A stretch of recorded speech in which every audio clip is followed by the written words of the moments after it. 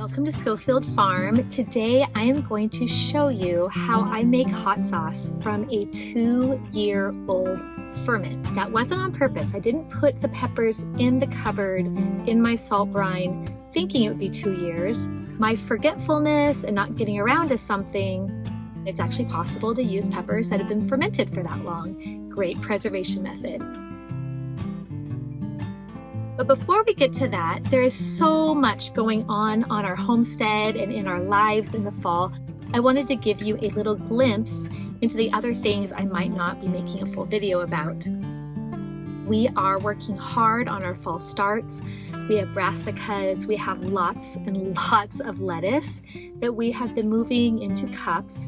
We started our seeds. I have a whole video about that, but I've been moving them up into cups and slowly taking them outside in the mornings to start hardening off and getting real sunlight, which always they love more than the little lights, the little grow lights that I start them underneath. It's just so hot here in the fall. I can't start them all outside.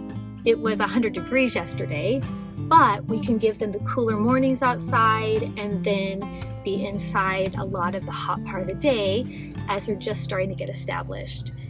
We also are fully immersed back into homeschool. I don't talk about homeschool a lot on my channel, but I do homeschool my children.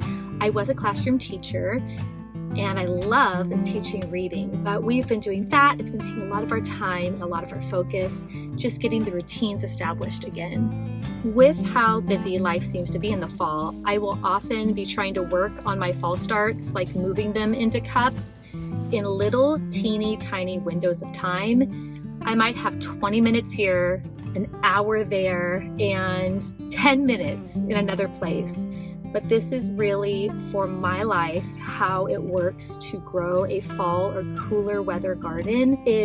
Fall is probably our busiest time of year, and so I have to take advantage of every little spare pocket of time that I have, or I will be tempted not to do a fall garden at all. And I'll be sad because I actually really like the cooler weather crops that we eat through the winter and early spring that we plant right around now. We also have been staying very active. We take our dog on a walk pretty much every morning, and I love to see my little one interact with him. You know, having a dog's a lot of work, but there's also that special bond of a companion. The garden is thriving. It is absolutely beautiful. September and October seem like months where even our summer veggies really start to shine. We have so many beans this year. Our beans are absolutely a jungle, and we are harvesting lots of them. I'm very thankful for it because my kids love to eat fresh green beans. We don't really can them because that's not our favorite way to enjoy them. Also, our peppers are doing very well. We love to have shishitos for kind of an evening snack. We use a lot of peppers in hot sauces, and we eat them in things like scrambled eggs. Believe it or not, we have not made salsa yet this year because our tomatoes have not done well and have been a little behind, but hopefully that happens before our season is completely over.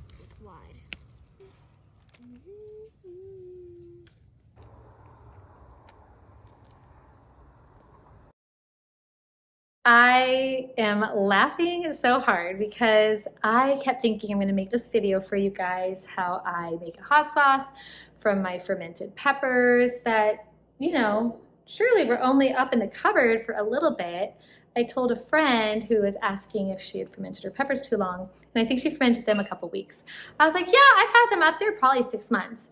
And I looked up an old post where I talked about doing this clamp jar with 2 others, and the date on it was September 2023. Let's look and see what it looks like. Is there mold in it? Is it fine? All I did was make a salt brine, and I did like a 3% salt brine with filtered water and chopped up Scotch bonnet peppers. So these are Scotch bonnet, and time got away from me. I mean, I even literally had a shoulder surgery in between all of that 2 years. So let's see what it looks like inside, and then I'm going to show you honestly how simple it is to make hot sauce and how long you can actually ferment if you'd like to. You don't have to ferment this long. But if you want to, you can ferment for a while. Okay, I'm gonna open this. You will see. Okay, clamp jars are the only way to ferment anything in salt brine ferments, I believe. Look at that. There is literally no mold. It looks perfect. It literally looks like we only fermented for a couple weeks, but it was 2 years. And it actually smells really good. So I don't even know if I'm gonna add vinegar to this or not. It's probably plenty sour without vinegar. So all I do is I pour it into here. And sometimes I do the peppers just in salt and I don't do a brine with water. Sometimes I do water.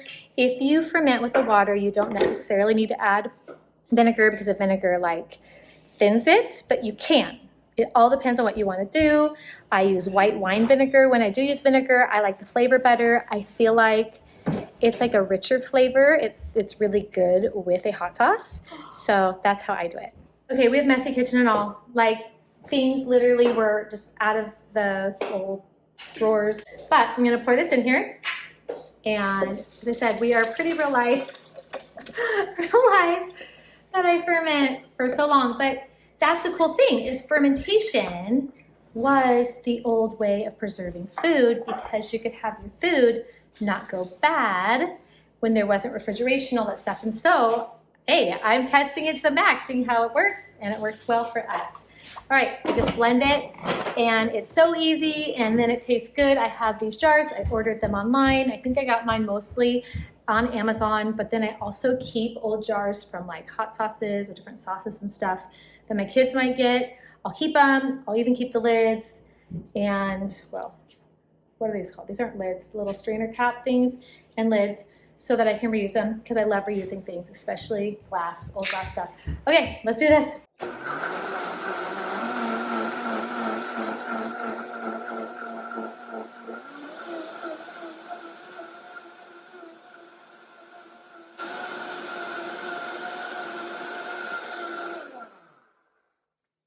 Okay, whenever you do a really hot sauce, do not take it off right away. If you take the lid off right away, it's almost like you pepper sprayed yourself. It will make all of the gases come up and it will be really, really, really spicy, make your eyes water, makes it puffing. So I always kind of let it settle down.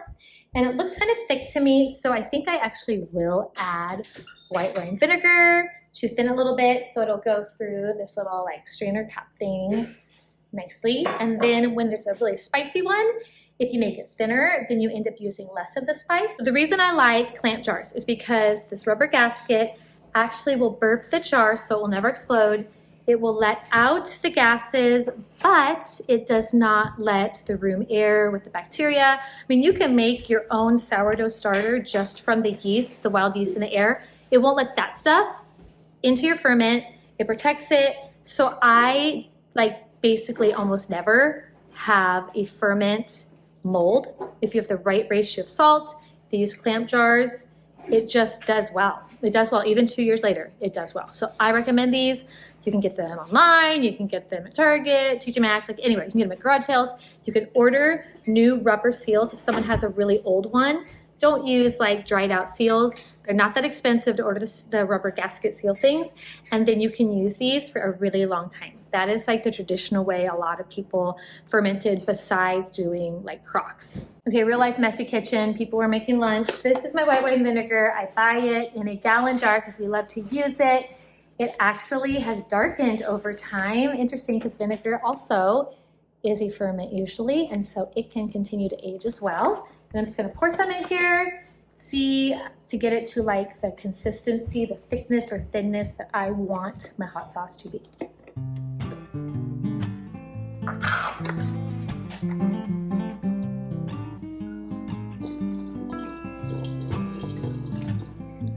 See how that goes.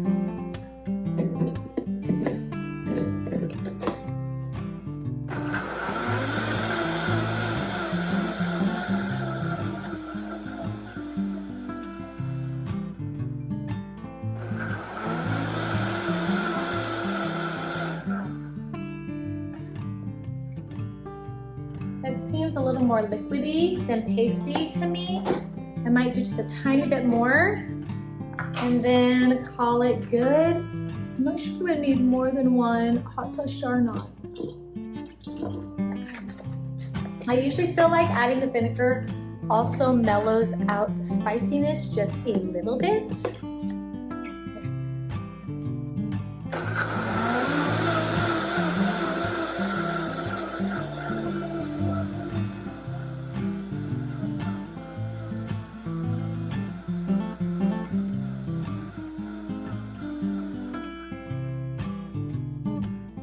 I like that consistency. That will be really nice for drizzling over tacos or Mexican food, that kind of stuff. Or since it's a Scotch bonnet and it's a Caribbean pepper, I could do this on like curries and other fun dishes as well, which I wasn't even thinking. It'll have that nice fruity tropical flavor. Okay, I'm gonna pour it with a little funnel. Ooh. Yeah, you can still, I don't know if you can even tell, but there are gases still coming up in here.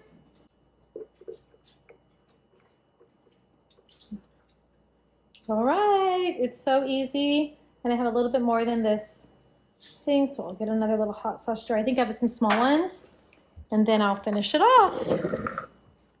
All right, there we go. I'll store it in the fridge, but really, as you can see, oh, that's the wrong size. You can store it on the counter if it was fermented, because that's what I did that whole 2 years. Okay, oh, that one's too small. It's so easy. I don't even know why I waited so long to just do more blending of hot sauce. That's what's left. Just a little bit. That's it. Super short video, super messy kitchen, but real life. You can make hot sauce after salt brine fermenting peppers in the cupboard in a clamp jar for 2 years. 2 years in 3% salt solution with filtered water. See you in the next video. Thanks for joining me.